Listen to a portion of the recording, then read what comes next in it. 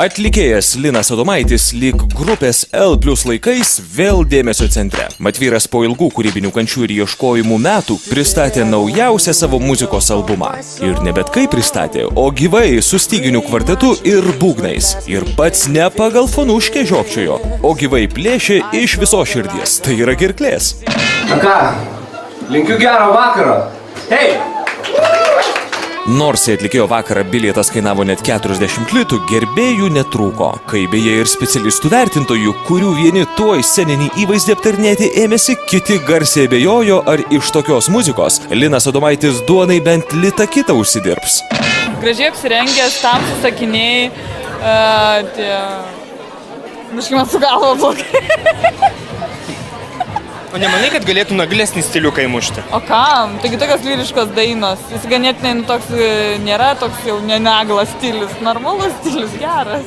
Aš manau, kad Linas labai norėtų, kad parduoti kuo daugiau tų albumų, bet tada jisai, sakytum, ten jau būtų ne Linas Adomaitis, būtų kažkas kitas, o Linas nori būti savim, tai jisai tos daro albumus. Sakau, aš nežinau, man labai sunku pasakyti, jie tikrai atsipirka, nes aš to abejočiau, ir Lietuvoje tokia muzika gali atsipirkti. Kažkai ką pataisyčiau, bet kadangi Linas yra mano giminaitis, tai aš manau galiu dėl to jį ir pakritikuoti. Giminystės ryšiai kokie? Kažkoks tolimas pusbrolis. Jis jau bent pats taip sakė man, tai mes žinome, kad mes esame giminės su juo.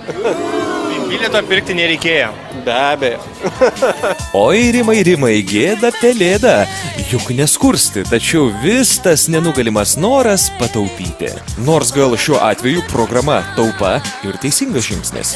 Žiūrėk, tuoj reikės tolimam pusbroliui vestuvių dovaną pirkti. Mat kalbama, kad po skyrybų su ilgamete scenos ir gyvenimo partnerė Simona, atlikėjas ilgai nenuobodžiavo ir jo pašonėje atsirado tokia nauja mergina.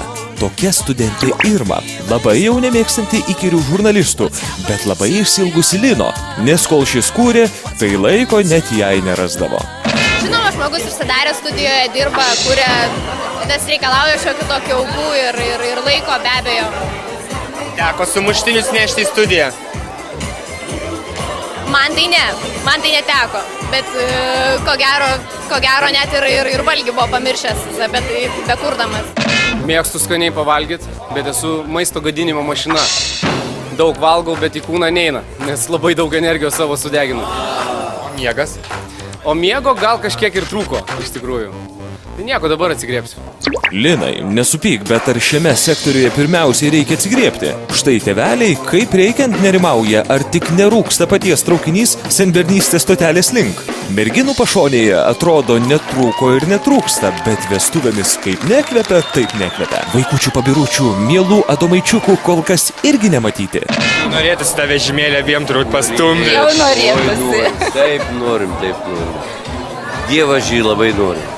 Irma, kada vestuvės? Kodėl jūs manęs klausate? Nes tėvukai sakė, jau norėtų vežimuką pastumdyti. Tai, manau, Lino reikia klausti.